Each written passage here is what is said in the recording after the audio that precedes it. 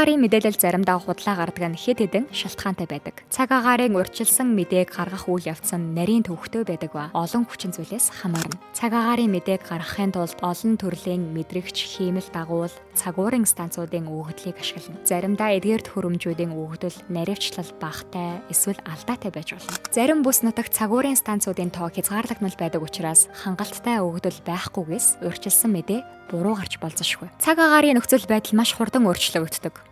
Бага хэмжээний өөрчлөлт ч томоохон нөлөө үзүүлж болох учраас урьдчилсан мэдээ буруу гарах магадлалтай байдаг. Заримдаа цэв цэлмэг тэнгэртэй байсан юугүй үйлшэд бороо орчихдог шүү дээ. Мөн орон нутгийн онцлог, уулс, гол мөрөн зэрэг байгалийн үзэгдлүүд цаг агаарын нөхцөлд хүчтэй нөлөөлж болно. Цаг агаарын урьдчилсан мэдээг тооцоолохын тулд олон төрлийн тоон загваруудыг ашиглана. Эдгээр загварууд нь наривчлалтай байж чадахгүй эсвэл буруу өгөгдөл суурилсан байх магадлалтай байдаг.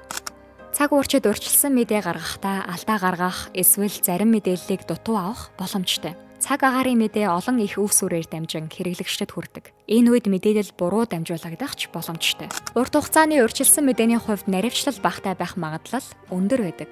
Харин ойрын өдрүүдийн урьдчилсан мэдээ илүү наривчлалтай байх магадлалтай. Цаг агаарын урьдчилсан мэдээ буруу гарах нь мэдээллийн их усүрийн чанар, цаг агаарын өөрчлөлтийн хурд, урьдчилсан мэдээний загваруудын наривчлал, хүний хүчин зүйл, урьдчилсан мэдээний хугацаанаас хамаардаг. Цаг уурчид болон мэргэжилтнүүд эдгээр хүчин зүйлүүдийг харгалзан үзэж, мэдээллийг сайжруулахад байнга ажилдаг боловч байгалийн үзэгдлүүдийн нарийн төвөгтэй байдлаас шалтгаалan заримдаа алдаа гардаг нь үнэн юм.